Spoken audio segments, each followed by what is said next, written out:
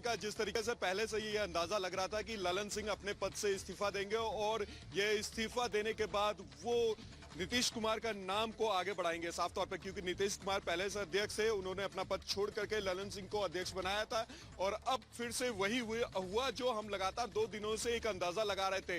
और साफ तौर पे बीजेपी भी जिस तरीके से ये कह रही थी कि ललन सिंह जो लालू के करीबी होते जा रहे थे उसको लेकर के दिया कि हम इस्तीफा देते हैं क्योंकि हमारे पास अभी बहुत सारे काम हैं और लोकसभा चुनाव लड़ना है, और ये प्रस्ताव आया ललन सिंह के तरफ से ही और इससे मान लिया गया।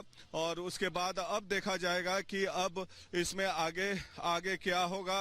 और संभवतः जैसा कि रिपब्लिक टीवी पर हम लोग लगातार खबर दिखा रहे थे कि ललन सिंह का इस्तीफा होगा और नीतीश कुमार जो हैं वो अगले राष्ट्रीय अध्यक्ष होंगे, तो रिपब्लिक टीवी और रिपब्लिक भारत के खबर पर मुहर लग गई है एक तरीके से, जो हम लोग 3 दिन से लगातार दिखा रहे थे। और आज देवेश ठाकुर ने भी यह कह दिया कि नया पॉलिटिकल रीअलाइनमेंट हो सकता है और बिहार में राजनीतिक भूचाल आएगा और एक तरीके से विधायकों पर भी कड़ी नजर रहेगी। अब सभी पार्टियों की, जेडीयू की तो नजर रहेगी। जेडीयू की सबसे बड़ी समस्या यह है कि अब अपने विधायकों को एकजुट रखना होगा, देखना होगा कि ललन सिंह क्या करते हैं, क्योंकि तेजस्वी यादव और कांग्रेस पार्टी और माले मिलकर जो बहुमत का आंकड़ा है उसके काफी करीब है और बीजेपी भी लगातार नजर बनाई हुई है।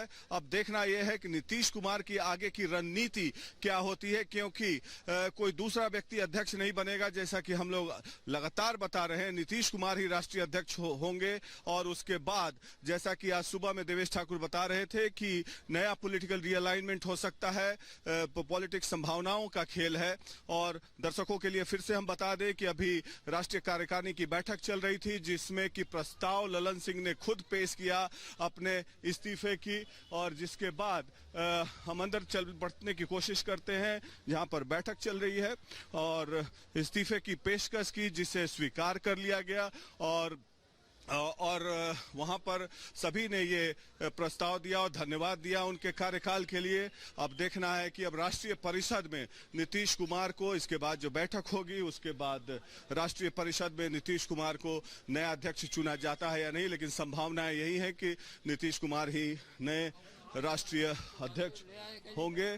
और बिहार की राजनीति में एक तरीके से देखा जाए तो नया भूचाल आया है। ललन सिंह पर तमाम तरह के आरोप लग रहे थे कि लालू यादव से करीबी होने का, जिसको लेकर नीतीश कुमार खासे नाराज भी थे, अनबन की बातें आ रही थी। और जब से ये इंडिया अलायंस की बैठक हुई और जिसके बाद नीतीश कुमार को दरकिनार किया गया, नीतीश कुमार खासे नाराज थे उसको लेकर, और तब से ये बातें चलने लगी कि राष्ट्रीय परिषद की बैठक बुलाई जाएगी, जो कि पहले नहीं बुलाई गई थी। और इसी राष्ट्रीय परिषद की बैठक में एक महत्वपूर्ण निर्णय लिया जाएगा, जिसमें नीतीश कुमार संभावित रूप से जेडीयू के राष्ट्रीय अध्यक्ष होंगे।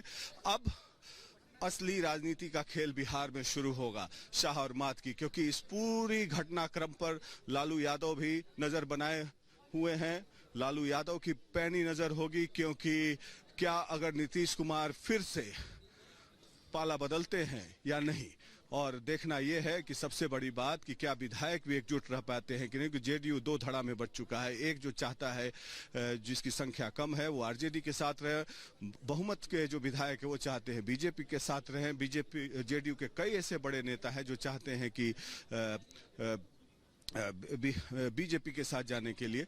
लेकिन अब देखना है नीतीश कुमार की आगे की राजनीतिक चाल क्या होती है। लेकिन जो मैं समझ पा रहा हूं कि नीतीश कुमार का अध्यक्ष बनना ये अनायास ही नहीं है, और ललन सिंह का अध्यक्ष पद से हटाया जाना भी ये कोई छोटी बात नहीं है, क्योंकि 2 महीने लोकसभा चुनाव के हैं और 2 महीने बाद लोकसभा चुनाव होने नीतीश कुमार अध्यक्ष बन जाते हैं। इसका मतलब ललन सिंह की बीजेपी से तलखी थी, और अब नीतीश कुमार के अध्यक्ष बनते ही हो सकता है कि नए राजनीतिक समीकरण शुरू हो जाए बिहार।